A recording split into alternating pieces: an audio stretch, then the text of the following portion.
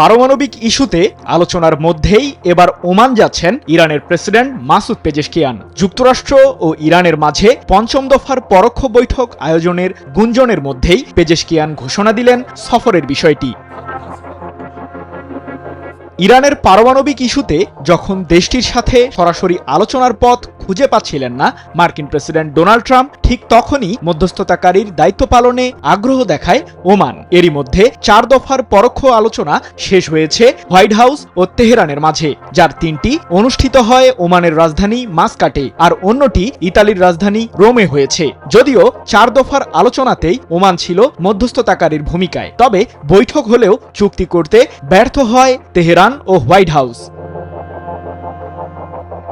এবার পঞ্চম দফার আলোচনা নিয়েও চলছে গুঞ্জন। মার্কিন প্রেসিডেন্ট ডোনাল্ড ট্রাম্পের মধ্যপ্রাচ্য বিষয়ক বিশেষ দূত স্টিভ উইটকফ জানিয়েছেন, ইউরোপেই হবে এবারের আলোচনা। চলতি সপ্তাহের যে কোনো দিন অনুষ্ঠিত হবে পরোক্ষ এই বৈঠক। এমন পরিস্থিতির মধ্যে ওমান সফরের ঘোষণা দিলেন ইরানের প্রেসিডেন্ট মাসুদ পেজেশকিয়ান। ইসলামিক দেশগুলোর সাথে জোটবদ্ধ হওয়ার প্রতি গুরুত্বারোপ করেছে তেহরান। বিশেষ করে আঞ্চলিক মিত্র দেশগুলোর সাথে এই জোটের মাধ্যমে ইসরায়েল ও যুক্তরাষ্ট্রের বিরুদ্ধে শক্ত বলয় গড়ে তোলার পরিকল্পনায় ইরান। স্বাস্থ্যকর অল টাইম হানিকম্ব, সব সময় অল টাইম হেলদি লাইফ।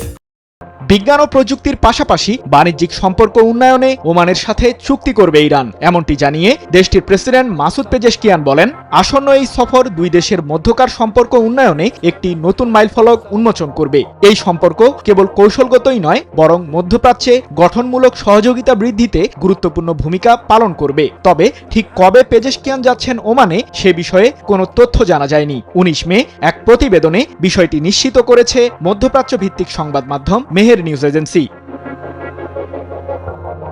এর আগে চলতি বছরের জানুয়ারিতে রাশিয়া সফরে যান ইরানের প্রেসিডেন্ট। এ সময় তিনি রুশ প্রেসিডেন্ট ভ্লাদিমির পুতিনের সাথে কৌশলগত বিভিন্ন চুক্তি করেন। আগামী 20 বছর যাবৎ শিক্ষা ও প্রযুক্তির পাশাপাশি পারমাণবিক ক্ষেত্রেও মস্কোর সহায়তা পাবে তেহরান। সৃজন মাহমুদ, নিউজ 24।